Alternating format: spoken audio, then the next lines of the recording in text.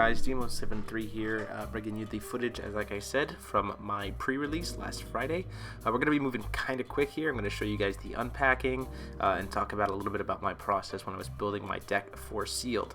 Now, we only had 20 minutes to build the deck, so I'm looking right off the bat for some bombs and as well as my hollows. So right off the bat, I see the Timekeeper Elf and Tsukiyomi Noble, so super rare right off the gate, and some help with some ramp. Digging a little bit slower there, I see the elf that gets pumped with defense from Moon and a Moon source for a stone. I'm already kind of thinking right off the bat that I'm looking in green, black, white possibly, especially with some Moons, especially getting that Seal of Wind and Light, that Heartstring elf, or the Heartstring Sage. So I'm kind of just blazing through these packs. I'm looking for things that I know are going to be good in Sealed. Things like that, for instance, packing a stamped full art Gilapis as well as his Moon in one pack. So I'm pretty much assured that I'm going to be playing black in some way, shape, or form. So at this point, knowing that I've already got some good green sources, the Moon, the Stone, and Gilapis, I'm thinking about being able to use Gilapis. And then I pack a Lucifer, which is some additional darkness support. So I'm already looking for the kind of key cards before I fill out the rest of the deck that are going to be these kind of big bombs for my Sealed pool. Moonbreeze Elf is excellent because it helps me produce more Moon. I got a Magic Screw, which is not great because there's not many Void creatures in this set, but it is a cool looking hollow. So let's see here. It's 2 packs left to go, I believe. Maybe 1 pack left. Oh no, that's all in my packs. So I got the guild. So now what I'm doing is I'm sorting out to see what kind of color stuff, what kind of bombs I actually pulled. Now that I've pulled everything else, what would work with Gilapis? I got his stone. I got Tsukiyomi Noble. Some stuff to produce Moon. I'm pretty much sorting out things that I automatically would think to put in the list versus the things that were not. So pretty much everything that's blue is pretty much, or red, is getting pulled for the most part because there wasn't anything like too excellent, and with Gilapis I don't think that red is really necessary. So the Seal, Temple Monks, the Black Fairy, the Heartstring Stage, these are all things that I'm like guaranteed myself wanting to play. The 2-drop Darkness Knight, another fairy, because 200 damage in the air flying with the Dark Fairy can be a lot of damage, so I'm thinking that's going to be pretty powerful 1-drop. That green spell is a bomb, absolutely huge in Sealed. 8/8 to any creature you put it on, and whenever that card goes to your graveyard from the field, you just get to put it right back in your hands. You can recycle. So some removal in the form of that Seal, another Moonbreeze Elf, and a lot of awakening stuff, and some moons, some just kind of moon cycling here. So this is my first draft of the deck, looking at how many cards do I have here, how many cards do I want to play. So I'm going to lay it out here and figure out what I want. So now that I have a basic idea of kind of where I want the deck to go, I need to see how it curves. So I need to see kind of what the stone count is. You know, where do I have the most creatures? Where's all my stuff? So I'm looking at 1-drops, 2-drops, and 3-drops for the most part, and then Lucifer becomes a 4-drop, as well as the spell there, the standby spell. Lucifer becomes a higher cost thing as well. I need to play low because especially in Sealed with no dual stones, you're going to want a lot of stuff that has a lower cost, because if you can only, you're probably more likely to have just one of that mana, so you really don't want to, or one of that will, so you really don't want to have to double up too much. So low cost creatures are going to be pretty good. I'm pretty sure I count here and I get exactly 20 cards off of this list, but I think I might want to cut a couple things. Looking through just to see what else I might want to add in. Things that can help for consistency as well as spot removal. So Lilith is a really powerful card in Sealed, especially late game. She can, especially with so many moon sources that I have, she can just kill something and gain me life, which can be huge. A lot of red, a lot of blue stuff in my pool, things that aren't really helping me. You see I have that Uther there. If I was playing a little bit of red, I would consider playing the Uther, but for the most part, there's really nothing here that I want. So right now, it's looking like this is going to be my pool. So I'm counting it up. 5, 6, 7, 8.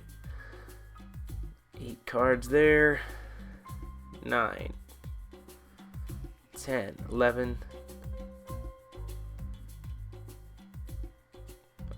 looking to see if there's some stuff that I want to eliminate. I decided to eliminate a Temple Monk, it looks like. 11, 12, 13, 14, 15, 16, 17, 18, 19, 20, 21. So I feel like I need to get rid of one more card. So now I'm going to look through here and try to pull out one more card. I got to decide to go with the Silencing spell. Yes, it's an addition. It can slow opponents down, but there's actually not a ton of spells, normal spells in this set. So, especially in Sealed, where it's going to be a lot about the monsters, Silencing spell feels a little bit lackluster, so you're going to see me actually pull that out. I want to put a lot of pressure on my opponent, and Silencing spell is good for slowing the game down, but with decks, again, that I know for a fact are going to be running a lot of Resonators so they can get that damage in, because we don't want to get decked out, Silencing spell is not going to do as much. So I cut that and I'm down to 20 cards. 4, 5, 6, 7, 8, 9, 10, 11, 12, 13, 14, 15, 16, 17, 18, 19, 20. Exactly 20 cards. So now I'm in a weird position here where I gotta see what my stone base is gonna be like. And I gotta decide. I'm putting stuff away here. Getting some sleeves because I have my main deck all sorted.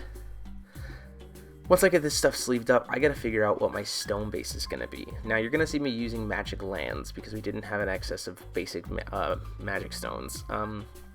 Magic lands are the same size as normal Force of Will cards, so we just at my store we use them as our basic lands for drafts and stuff like that, or our basic stones for drafts and things like that.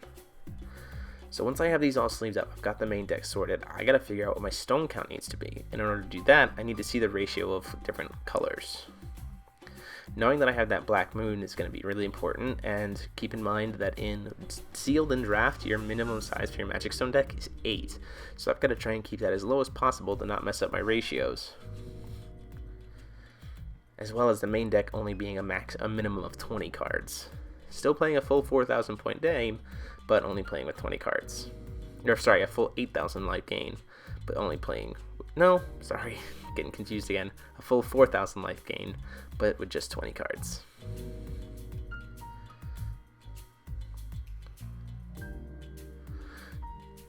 So the trick here now is you're going to see me sort stuff out. I've got it sleeved. I like to play with my stuff sleeved. Helps me out a lot, helps me keep separate of what is actually going to be in my pool, what is actually going to be my deck. Just leave out the Primogenitor here. I also have a Clockwork Magic Furnace. Anytime you play in a draft, we were actually playing that unless you packed a ruler, you had to play Clockwork Magic Furnace.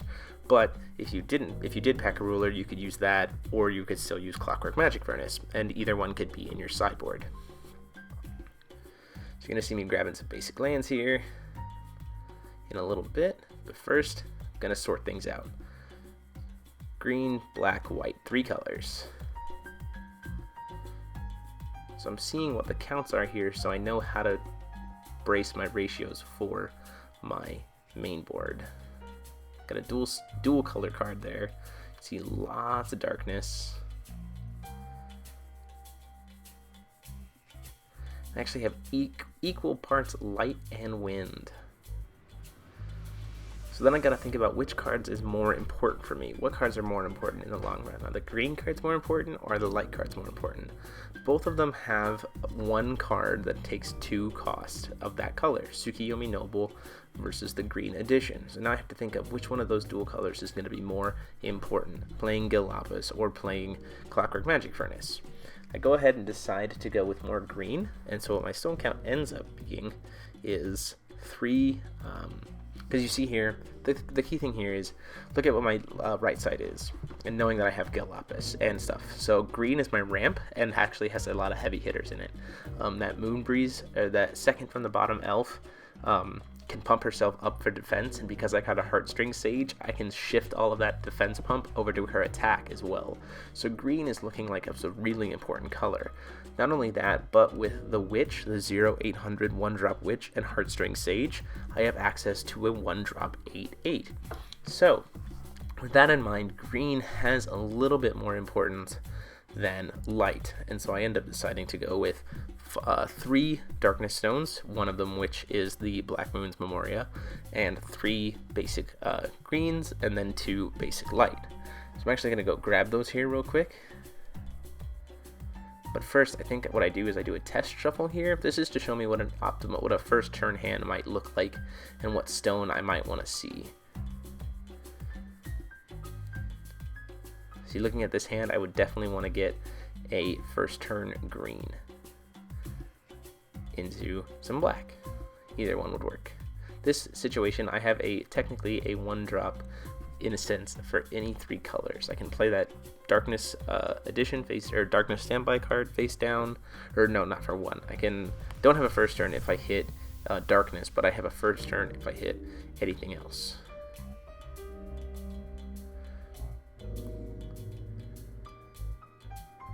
So I'm thinking about it, I'm doing some math in my head here. I go ahead and decide to go with 2 additional darkness stones other than the black moons, 3 total wind magic stones, and then 2 light. So I'm going to go run and grab those real quick.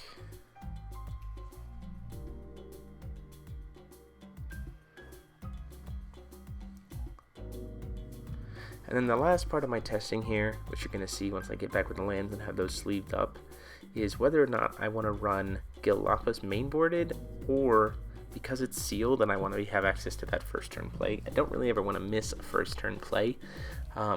Do I feel like Clockwork Magic Furnace would be more powerful for game 1? That's going to be the big trick here.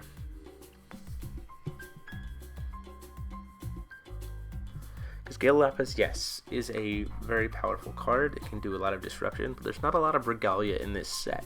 So his Ruler Side doesn't really do a ton. His J Ruler Side is very potent, especially since I have the Black Moon, but I also don't want to die too fast. So having Clockwork Magic Furnace means that I'm probably never going to miss my first turn drop, because I can pick my first stone every single time because of the continuous effect of Clockwork Magic Furnace. The first turn of, for those of you who don't know, the first turn, Clockwork Magic Furnace is a draft ruler, only usable for draft. You can just print out a picture of it for your locals, draft or sealed like this. And what its effect is, the first turn when you tap it, you can, for a stone, you can search for any magic stone from your deck and put it into play recovered.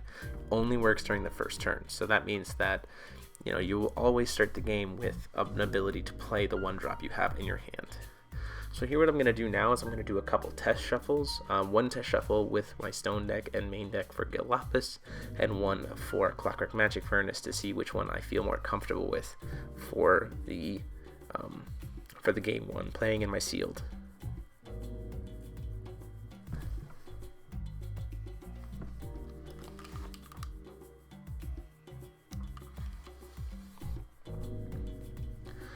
Good, a lot of really good shuffles here. One. So right off the bat, I see I've got Send Lilith Away. Right here, I see I've got a 1-drop for all 3 colors in terms of a creature. So for Galapis, that doesn't really matter. I don't know why I shuffle my stones again. Not like I'm playing a game, so it really doesn't matter. But I do have a 1-drop. Decide whether or not I want to use the addition or play my creature. Go ahead and think of just playing my creature just to have some early game defense, because I don't want to get hit with something. Going into my second turn, hit a Darkness Stone.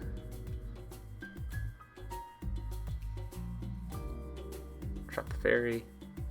And then if my opponent played a creature, I would have what I need to do some damage. Or to lock it down so it can't attack. Second Darkness Stone. Like I said before, green is really important in this deck. I didn't get a ton, but those Moonbreeze Elves are really, really helpful. So I think it's about this point that I go ahead and decide maybe I don't, especially since I don't have Moon, and Moon is really important for all the awakening effects that I have in the deck. So I think it's about this point that I decide to go ahead and think about playing Clockwork Magic Furnace, just so that I can have access to that first turn green immediately if I need to, or that Black Moon's Memoria. So again, I immediately have access to Moon. With all the awakening stuff and extra costs that's being offered in Moonlit Savior, Moon becomes a very important attribute, and as such, having access to that very early is very, very important. you see me grab my custom Clockwork Magic Furnace. I actually had that custom made by a guy who runs a Facebook page, Custom Force of Will cards on Facebook. You can check those out. They're pretty sweet. Having your own custom clockwork is pretty awesome. So thanks to him for that. So now I'm going to do a test shuffle with Clockwork Magic Furnace to see how I feel about that. If I feel like I like it better, then I'm kind of going to main board. Then I'm going to decide to go ahead and main board Clockwork Magic Furnace for game 1, and then sideboard Gil Lapis once I've secured in a win for game 2.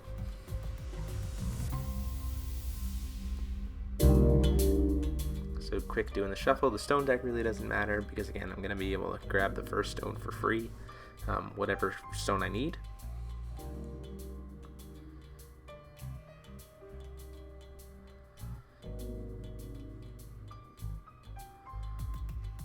So I think I walked away here for a second.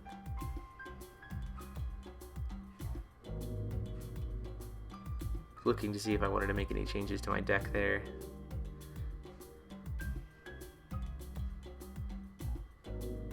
So either I got Heartstring Sage and I got the Witch. So the Witch is very good in the fact that she is an 8/8. Or sorry, a 0/8, but with the Heartstring Sage she becomes an 8/8.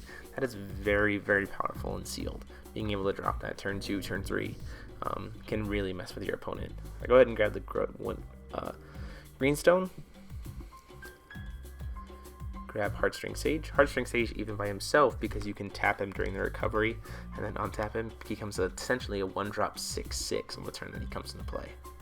Or right after he comes into play. So I'm going to play that Moonbreeze. Swing in for 600 damage, potentially a lot of damage, and it's very hard to kill just by its own. There's not many other 1-drops in Moonlit Savior that can cope with a 6/6. Now I'm going to play that Witch, so I have that little combo set up here. Get a Moonbreeze Elf so that I can make some use of some other stuff that's in my hand, and already I'm feeling pretty comfortable with how this deck is going to run. A little bit smoother with Clockwork as its main board. I'm going to do one more turn just to see how I feel about it. Now I have that 8/8 moving into my turn 3. Or sorry, I decide to pump up the defense of my elf, make her so I can potentially make her a 9/9. Again, really doesn't matter because these are just test hands, not actually playing against anyone. Just trying to set some things up, put a massive addition on her, and then just swing for the fences.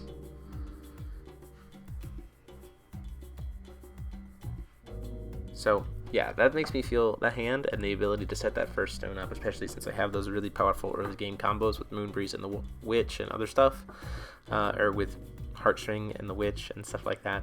Makes me feel like Clockwork Magic Furnace is definitely going to be what I need to set that early game aggression. So there you have it, guys. Thanks for checking it out. Remember the kind of steps that I work through is open your packs as fast as possible because you only have 20 minutes.